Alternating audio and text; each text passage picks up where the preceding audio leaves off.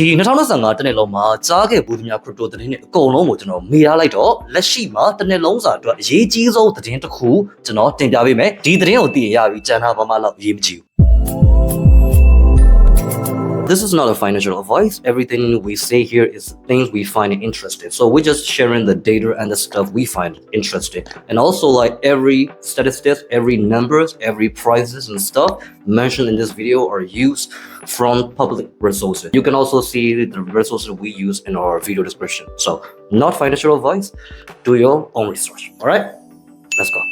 ဒီသတင်းကြောင့်မပြောခင်အမေရိကန်နိုင်ငံကစီးပွားရေးနဲ့ crypto လောကနဲ့ပတ်သက်ဆက်နွယ်မှုရှိနေတာကိုကျွန်တော်ပြောရလိမ့်မယ် crypto လိုမျိုး risk assets တွေကစီးပွားရေးထဲမှာငွေတွေအမြောက်များရှိနေတဲ့အချိန်ကြာမှဈေးတက်တာတွေ all time high တွေကျွန်တော်ဖြစ်လေရှိတယ်ကျွန်တော်တို့ရှေးက2021မှာဖြစ်ခဲ့တဲ့ crypto bull run မှာကလည်းကျွန်တော်တို့ငွေများပြားတာကိုတွေ့ခဲ့ရတယ်ဈေးကွက်ထဲမှာငွေများစွာလက်ပတ်နေတာကိုတွေ့ခဲ့ရတယ်လက်ရှိမှာ American နိုင်ငံက Federal Reserve အနေနဲ့လက်ရှိလုပ်နေတဲ့ quantitative tightening ကိုရပ်လိုက်ပြီဆိုတော့တော်တော်တစ်ခုထွက်လာပါတယ် quantitative tightening ကိုရပ်လိုက်တယ်ဆိုတော့ကြော်ညာချက်နဲ့အတူတူနောက်ပိုင်းမှာ crypto လောကအတွက်တိုးတက်လာနိုင်ခြေတွေအများကြီးကိုကျွန်တော်ရှင်းပြပေးသွားပါမယ် American နိုင်ငံထဲမှာရှိနေတဲ့ငွေကြေးဘယ်လောက်လဲပတ်နေလဲဆိုတာကို Federal Reserve ကနေပြီးတော့ထိန်းချုပ်ရတယ်ဒီလိုထိန်းချုပ်ရခြင်းကနိုင်ငံတွင်းမှာငွေကြေးဖောင်းပွားမှုဖြစ်လာမှာစိုးရိမ်လို့ပေါ့နော်ဒီလိုထိန်းချုပ်တဲ့နေရာမှာ Federal Reserve အနေနဲ့သူတို့မှာရှိတဲ့ reserve ကိုသုံးတယ် balance ပေါ့ဗျာအဲ့ဒီ balance ကို short ချတာကို quantitative tightening လို့ခေါ်ပြီးတော့ဒီ balance ကိုတိုးတာကို quantitative easing လို့ခေါ်တယ်ဒါက market ထဲမှာရှိနေတဲ့ငွေကြေးကိုဘယ်လောက်ထိတက်ရောက်မှုရှိသွားလဲဆိုရင် quantitative tightening လုပ်နေတဲ့ကာလဆိုရင်ဈေးကွက်ထဲမှာငွေရှာမယ် crypto လို့ risk assets တွေကဈေးမတက်ဘူးဈေးကျမယ် investor တွေလက်ရှောင်မယ်ဒါပေမဲ့ balance ကိုတိုးတဲ့ quantitative easing အနေထားကိုရောက်လာရင်တော့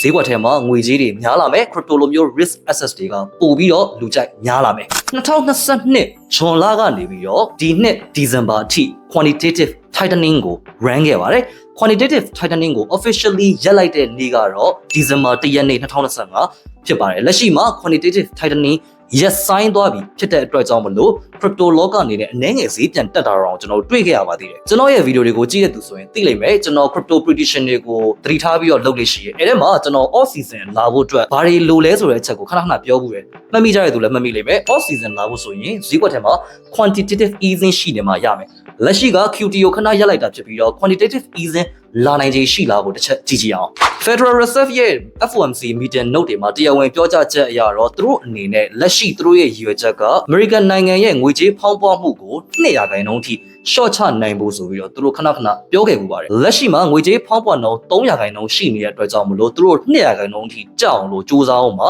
ဖြစ်ပါတယ်ဒီလိုမျိုးစူးစမ်းမှာဖြစ်တဲ့အတွက်ကြောင့်မလို့ quantitative easing လာနိုင်ဖို့ဆိုတာကတော့ခက်ခဲပါတယ်မဖြစ်နိုင်သေးပါဘူးဒါကြောင့်မလို့ Federal Reserve အနေနဲ့သူတို့ရဲ့ target ဖြစ်တဲ့ 2% inflation goal ကို reach လုပ်နိုင်ပြီး achieve လုပ်နိုင်ပြီဆိုတော့မှ quantitative easing လာနိုင်တဲ့အတွက်ကြောင့်မလို့ Federal Reserve ဘာလုပ်မှလဲကိုကျွန်တော်ကြည့်ရမှာပါဒီအချိန်က Bitcoin ကနေပြီးတော့ altcoin တွေကိုပြောင်းတဲ့အချိန်လား and yes and no အနည်းဆုံး market cap $6 billion နဲ့အထက်ရှိတဲ့ altcoin တွေဆိုရင်တော့လက်ရှိမှာပြောင်းလာလို့သင့်တော်ပါတယ် market cap $6 billion အောက်ဆိုရင်တော့ကျွန်တော်တို့လုံးဝစိတ်မချရသေးဘူးလို့ပြောလို့ရပါတယ်လက်ရှိက quantitative tightening ရပ်သွားတာပဲဖြစ်ပြီးတော့ quantitative easing မလာသေးပါဘူးလာနိုင်ဖို့ကိုလည်းအချိန်စောင့်ရအောင်ပါဦးမယ် okay ဒီနေ့ကတော့ crypto လောကအတွက်အရေးကြီးဆုံးသတင်းတစ်ခုကိုတင်ဆက်ပေးကြတာပါအားလုံးနောက်မှာပြန်တွေ့ပါမယ်